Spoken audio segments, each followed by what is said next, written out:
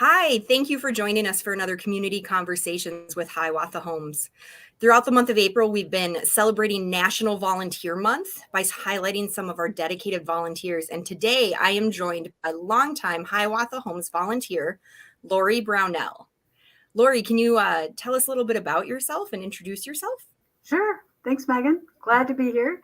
Again, I am Laurie Brownell. I've lived in Rochester my whole adult life. I live here with my husband, Andy. We have two adult children, Alyssa and Jerry, and they're out doing their own adult lives, but we get to see them frequently, which is wonderful. I've worked in a nonprofit world with individuals with disabilities my entire almost 35 year career. So it's just nice to always be connected to Hiawatha. And I always say I'm also a professional volunteer. It really, truly is my passion. So I've always linked my work and my volunteerism with that passion of helping people with disabilities in the community. Wonderful. As you said, you didn't start as a volunteer with Hiawatha Homes, but you've been a part of this family since I believe it was 1985. Can you explain a little bit about your journey with Hiawatha Homes and how that started? Sure. Yeah. 1985 seems like a long time ago, but it was really an exciting time. I was able to be a recreation therapy intern working with Laurie Sutherland and talk about a gem. It was a wonderful opportunity for me as well. And that experience was unpaid, so maybe it was could be considered volunteerism. I'm not sure. That's true. Yeah, but it really did launch my professional journey working with adults with disabilities in the nonprofit world. And so, what a wonderful experience, and ever grateful that I had that opportunity in that role with Hiawatha. And so, from that day on, always had Hiawatha in my heart. There were no positions available at the time. I really wanted to stay on, but Lori had a very small department. And so I took another job at that time and then always circle back with volunteer opportunities whenever I could. It really started my formal volunteering with, the Festival of Trees. Came on as a co-chair. A friend of mine was the carnival chair back in the early 2000s and said, sure. And then from there, I chaired Carnival for several years and have been linked to Diversibility Day for a long time, been a designer, also worked a silent auction. Just throw something at me, and if I have the time, I'll jump on board and I'll help out. Absolutely. A lot of people, I'm sure, recognize you from the Festival of Trees, but that's not all you do with Hiawatha. At some point, you did get to work here. Can you tell us a little bit about the position that you had when you were at Hiawatha as an employee? Yeah, I joined as an employee in 2007 and worked for 10 years until 2017 as a program director. Again, a whole nother part of my Hiawatha journey and a lot of experiences and people I've met along the way. And I was just fortunate to see the other side of it as well and be able to support individuals. And some of that has carried on. Volunteering now with some of the individuals in a one-to-one capacity, being someone that they can maybe just go out to breakfast with, can take individual shopping, just really providing support. Maybe somebody who's not a paid person in their life, just someone to be there, to listen and be a part of their circle. Definitely. So you've given us a few examples of how you have volunteered with Hiawatha in the past. Can you tell us a little bit about what your current roles are as a volunteer with Hiawatha?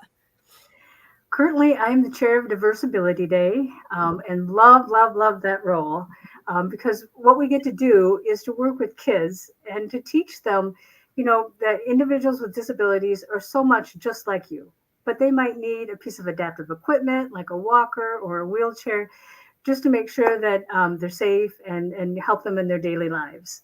And so that educational component is just so important.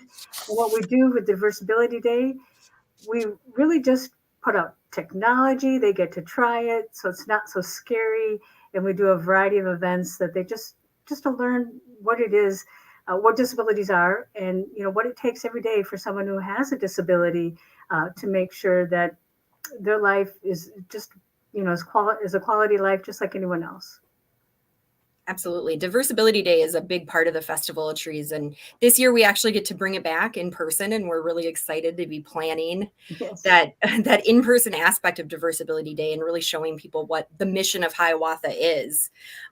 You also are, I use the term natural supports, and that's actually the title of our talk today. I'm wondering if you can tell us a little bit what that means and how you are a natural support. Absolutely. And I think it's just a huge part of individuals' lives that they have people that they can connect with. Not everyone has family members that are there for them, and someone that can listen to them, take the time, whether, just having breakfast. If there's a change in their life, they can, bounce it off someone. Um, I'm currently working with someone who had lived at Hiawatha. I'm Mhm. listed on her advance directive as someone who can speak for her if she's not able to speak. She is her own guardian, but it's important that people have another voice. If something were to happen and someone needs to step in for that individual to express what their wishes, desires, and needs are, that they have those people in their lives that can support them in that role. Absolutely. That's such an incredible role to have. And really, it's something we say natural support, and it's a relationship that's developed over time very naturally. Um, for everyone who's joining us and will watch this later, why Hiawatha Homes? Why should they volunteer with us? Oh, for me, it's all about the smiles. I have to say, the smiles of the individuals are larger than life. And the other aspect is that there's so much gratitude that comes from the board, the staff, all the way down for just your time and your talents. It's a simple thank you. It's a note. It's a letter. So I'm so appreciative that just the outpouring of gratitude to say, you know what, we appreciate you, and we couldn't do what we do without volunteers. And so along with the smiles, I keep coming back for that simple thank you and just knowing that individuals at Hiawatha are so appreciative of the role that the volunteers play in the organization. We absolutely are. We would not be here without volunteers. And that's why we get to spend a whole month appreciating what our volunteers do. Something that we haven't actually touched on is Miracle League, the Yeah, adaptive softball league that we have. And I know that you're really involved in that. Do you want to tell us a little bit about your role there and how that involves Hiawatha Homes too? absolutely. Miracle Field is an adaptive, accessible, rubberized surface. It's a baseball field. We're currently in a restoration project. The field was built in 2009, Oh, wow. and so it's had many years of wear and tear. And actually, earlier this week, the whole surface was actually pulled off the field, Oh, wow. knowing that it wouldn't be safe this year for our athletes to play. And so Hiawatha's had a team for many years.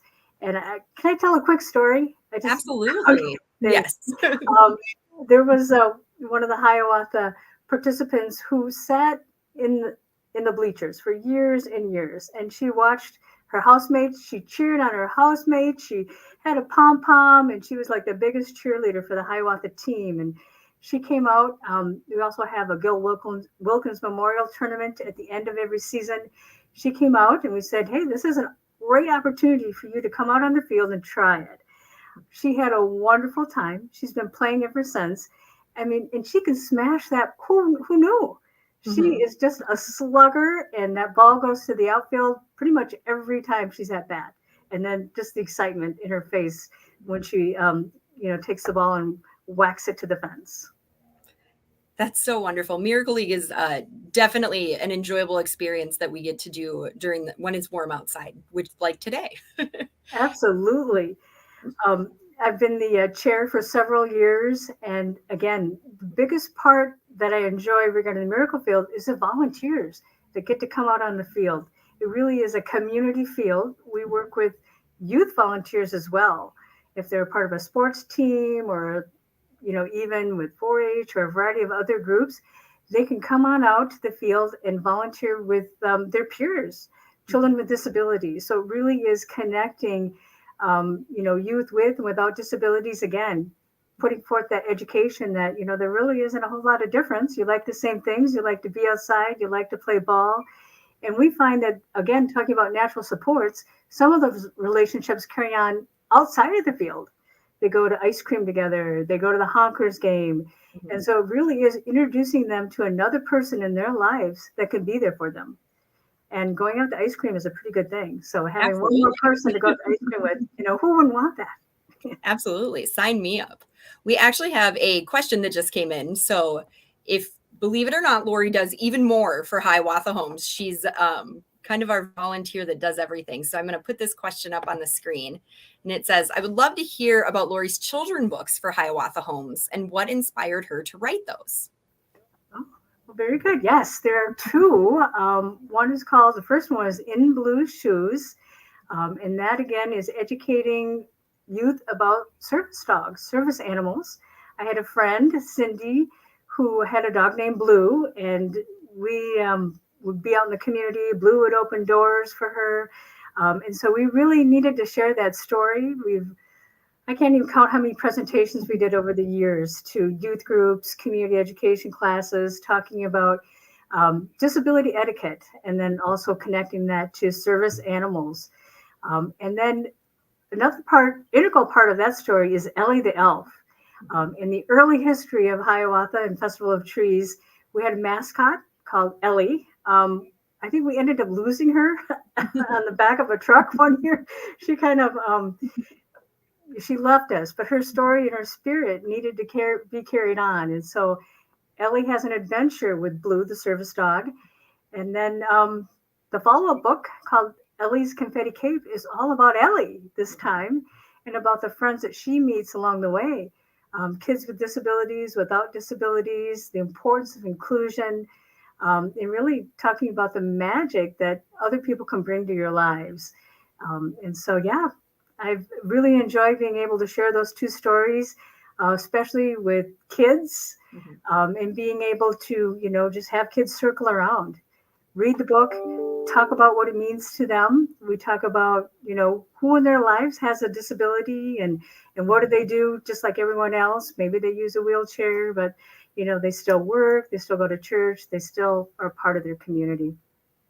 Absolutely. A story about breaking down those barriers so we can get to know each other. Yeah, all about education and just doing our part to make sure that people know that people with disabilities are an important part of our community.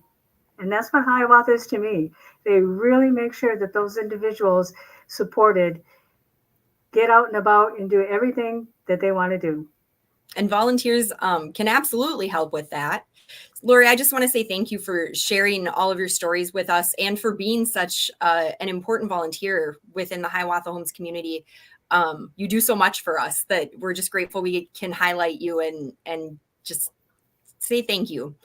If you are interested in volunteering with Hiawatha Homes, you can visit our website, hiawathahomes.org, and there'll be links in the comments as soon as Laurie and I get done chatting here. But there's a volunteer position for everyone. No matter if you have a ton of time or just a little bit of time, if you want to be part of Festival of Trees, or if you want to do something else within Hiawatha, we have the space for you. So visit the website, hiawathahomes.org. Laurie, thank you again. We really appreciate your time. Appreciate Hiawatha and the Foundation's support with the children's books and everything they do to support volunteers who are part of Hiawatha's story. Thank you.